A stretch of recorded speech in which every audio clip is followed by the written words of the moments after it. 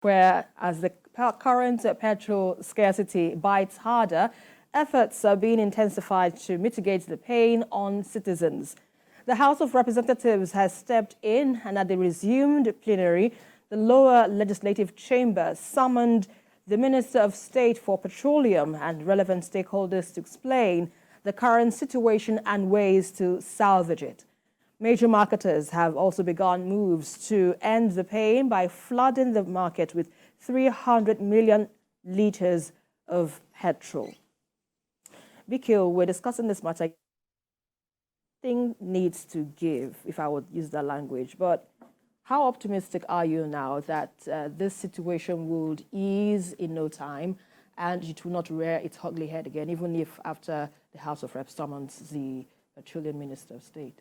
I can't give a guarantee that this kind of thing will not happen again. I can't give that guarantee. We were in this country when they brought in contaminated fuel that was damaging people's car engines in this country. And that alone pushed the country into petrol scarcity. Because they had to withdraw the terrible fuel. How do you go abroad to go and bring bad fuel into your country? So we have no standards anymore. What is the job of the regulator? I don't know if heads rolled at that time because I demanded that heads should roll because somebody should have looked at the petrol that was imported, checked the sulfur level, and other things that they normally look at to pass it fit for consumption here. Because somebody didn't do his job, or because some people took money, put in their pockets, and just looked away, we suffered. There was fuel scarcity, excruciating fuel scarcity during that time. Again now, look at what we are facing. Some stakeholders have said, oh, it's because some refineries that we used to patronize buy petrol from were on a turnaround maintenance break. Oh, you didn't know, or they didn't communicate with you that they would go on terminal. Those big companies would normally communicate that, look, we are shutting down. You can't tell me that they didn't tell you. It's just a lack of foresight. Not being proactive. And habitually not being proactive. Otherwise, why would you allow that to happen? Right. You look elsewhere. You find alternatives. You find alternatives. So now, 300 million litres, you and I know that once you suffer this level of scarcity, before things can normalize, it will take a long time. All of the stories they are telling us 3 days from May 1, absolute balderdash. They knew in their hearts that there's no way that these queues will clear up by May 1. They were just deceiving. They never, by nature, they never tell Nigerians the truth. Today again, no fuel. I call people, Kano, Abuja, everywhere. I said, they told us that by May 1, this thing. They said, no, there's no fuel anywhere. A friend of mine, so they bought contaminated fuel. His Ford car has packed up now. Because this is the season when the scientists amongst us mix all kinds of petroleum products together as PMS. And you will still pay a premium for it. You still pay a premium for it too. Despite that they mixed it with diesel or this, I don't know. So what really is going on? If the president puts people in positions of authority, right, because he cannot do everything for himself, he's not a foreman. Yorubas will say, Àpọ́nlé ni foreman, ẹnìkan ò lè ṣiṣẹ́ èèyàn mẹ́rin. Not one person can do 4 persons' job. Of course. So the president has appointed people, do this for me. If they don't do it, he has the power and he should take action against people who fail to do the work that he has given them, because they get paid, for God's sake. Right. And in our country, we have people who can function in a variety of roles. So if you can't do it, someone else can do it. But if you continue to show incompetence, then they should show you the door. It's as simple as that. The pain, do you know the pain that NNPCL, or whatever name they call themselves now, do you know the level of pain they've inflicted on Nigerians? Some are buying petrol for up to 2,000 naira a litre just to survive. People who are riding keke napep, tricycles. Right. They live for the day. So if they don't earn anything in a given day, they will starve. Their wives will starve. Their children will starve. Their dependents will starve. They will have to also make returns. If it is, yes. If it is, a lot of them, yes, it doesn't belong to a lot of them. A lot of them. Yeah. So, to make them and that also brings it to the question, Emeka. I know, yes, we definitely depend on petrol for almost everything for our daily living. But then some would say perhaps it's another time for us to look inwards and diversify. That is, move away from petrol. It might take a while.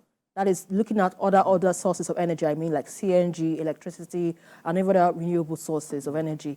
So it might take a while, but do you think this would require a little bit of soul searching, apart from the government doing the needful of taking those out who do not perform creditably well?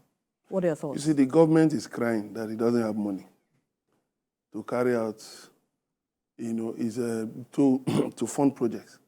Nigerians themselves are crying out that their pockets are empty. So even if you're talking of other options, who is going to fund it? The CNG government is, looking at, is implementing it in stage because it's expensive to convert an ordinary vehicle, a medium vehicle to CNG. It's not cheap. It's not. It costs between 300,000 and 900,000. By now, it would have risen to over 1 million naira to convert it. So who is going to shell out that money? Who is going to go to the bank to go and borrow that kind of money? Right. When people are concerned right now with at least keeping body and soul moving, so it's difficult. Electric vehicles is still something into the future, even though we've seen some bright sparks here and there. But the point is that it takes a lot of money to meet a population of 200 million people. It takes a lot of money for you to make such a policy to work, even for at least 10 million people. It takes a lot of money, a lot of investments. And I don't know which big investors can fund that in Nigeria today. And be assured of return on investments within maybe 5 or 10 years. If they can be that patient. So we are still dependent on petrol, on PMS, which is a leveler for everybody.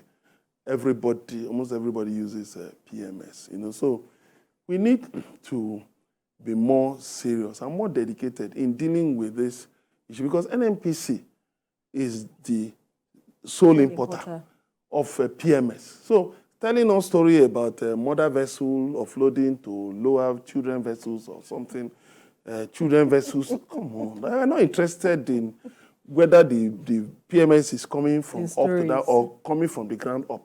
What we are interested in is that even government says that removed subsidy. Right. The price of PMS has gone up astronomically, over 300%.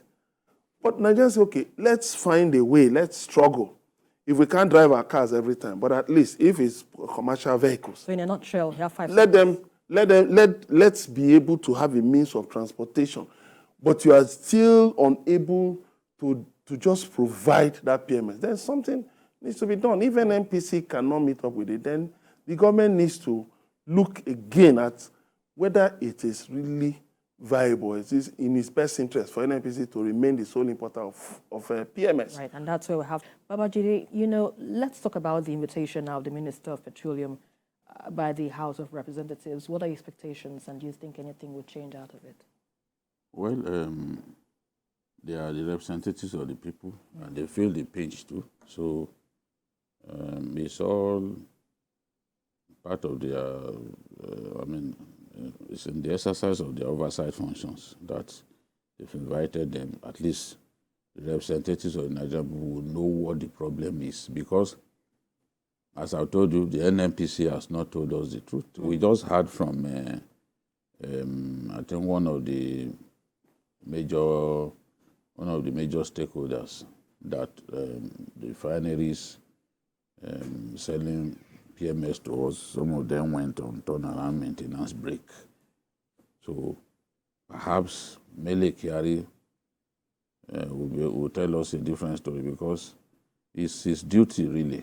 The minister is just there playing a supervisory role. Right. It is the NNPCL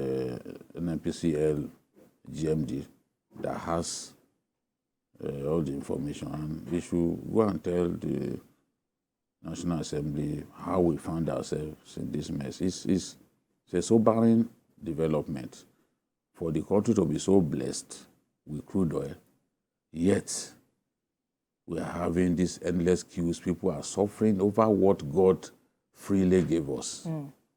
I mean, I just don't understand. By now, the pains induced by fuel scarcity should have become a thing of the past. Right. Why should we? That's why when you ask that question, I cannot give a guarantee that it will not happen again, because somehow we contrive to make life difficult for our people. And they've got to tell us why they were so planless to the point that they didn't prepare for a day like this. And why shouldn't we have strategic petrol reserves, for example, like it is done in other countries of the world? If crude oil prices hit the roof, the president of America will release crude oil from their strategic reserve, and they will use it to moderate the price. Why can't we do that? Look, in moments of adversity, we can just release this to ensure that our people do not suffer like this. Right. Why can't our government think along this line, that in the regions of the country we have those storage facilities where we can store petrol, and when in the season of scarcity, we can just release to mitigate the pains that our people are going. We must show respect to our people. Right. Indeed, showing respect it is. But, Emeka, I understand major marketers have also begun to, end the pain, flooding the market with about 300 million litres of petrol. Do you see this, solving any issue or solving the current problem as it is? Yeah, even as they're flooding, independent marketers are saying they will soon shut down. That they will shut down. That out of 200 billion owed them for bridging claims, that only 13 billion has been paid. So if when you flood the market, who is going to distribute it? How many outlets do and they don't have marketers have? Filling stations like independent marketers. The independent marketers are the ones that have filling stations everywhere. Yeah. So if those ones are threatening to go, it will even, in fact, worsen the situation. It will worsen the situation. And that may even be responsible. Some of them may have just decided to sit back and fold their hands. They even complain that they are unable to load. Yes. That they have tickets, but they've not been permitted to load. That's to tell you that there are supply issues. So those in charge of this issue should just come out and deal with the issue, because the Minister of State for Petroleum, Heneke Lokpobiri, says he has ordered that the bridging claims be settled. But those people say they've got 13 billion so far. So when the people should lift, cannot even lift. For those of them who say, okay, fine, no problem, we'll talk with our bankers to still extend our credit facilities, for just maybe a few more days or something. But they also have problems with lifting. So at both ends, it's so difficult. I think in between, government needs to free the chain so that settle these people, more of this money, and then deal with the issue of supply at the source. Right. Not, you see so many tankers coming in, heading into Lagos. But if they delay in load, today is a public holiday now. To affect the you have Thursday, you have Friday. Then we are going to get into the weekend. So tell me, is it between Thursday and Friday they resolve it? Now we are getting into another week. So if care is not taken, we may be looking at Tuesday, Wednesday next week. No, there are some have even predicted 3 weeks. So you see, I'm trying it's a long ride, optimistic. more or less. Well, let's hope that this gets resolved quickly as possible for the sake of Nigeria.